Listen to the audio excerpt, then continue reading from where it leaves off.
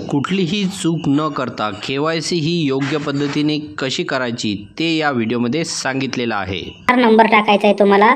हा आधार नंबर टाकून खाली ही जी अंक दिसत आहेत तुम्हाला ती अंक टाकून मी सहमत आहे यावर क्लिक करून OTP पाठवा या बटनावर क्लिक करायचं आहे। एकदम सोप्या पद्धतीने आपण समजून घेणार आहोत। बघा KYC साठी OTP येईल आपल्या फोनवर, तो OTP तुम्हाला या ठिकाणी टाकायचा आहे।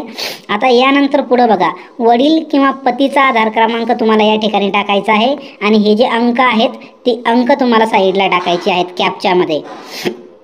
बघा इथं मी तुम्हाला पतीचा आधार नंबर टाकतो या ठिकाणी, तुम्ही वडील असेल तर वडिलाचा टाकू शकता। हे अंक टाकायचे आणि मी सहमत आहे या बटनावर क्लिक करून OTP पाठवा या बटनावर क्लिक करायचं। आता बघा OTP द्वारे आधार नंबर, आता फोनवर OTP आलेला आहे, आपण तो OTP टाकला का इथं सबमिट करा। आता बघा इथून पुढचा जो भाग आहे त्या ठिकाणी खूप लोक चूक करतात। आता तुमचे वडील किंवा पती ज्यांचा तुम्ही आधार नंबर टाकला होता त्यांचं नाव तुम्हाला इकडे दिसेल आणि या ठिकाणी जात प्रवर्ग निवडायचा आहे।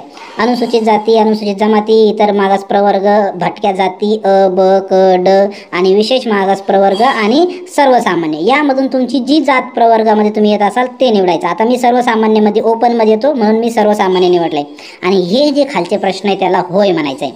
आता होय का म्हणायचं, काही लोक या ठिकाणी चुका करतायत। बघा या ठिकाणी प्रश्न काय, माझ्या कुटुंबातील सदस्य नियमित कायम कर्मचारी म्हणून सरकारी विभाग, उपक्रम, मंडळ, भारत सरकार किंवा राज्य सरकारच्या स्थानिक संस्थेमध्ये कार्यरत नाही किंवा सेवानिवृत्त नाही, तर नाही तर हो नाहीये, आम्ही होय म्हणायचं तिथं।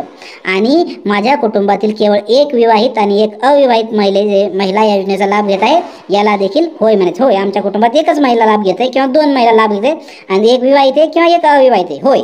तर या दोन्ही प्रश्नांना होय म्हणायचं आहे।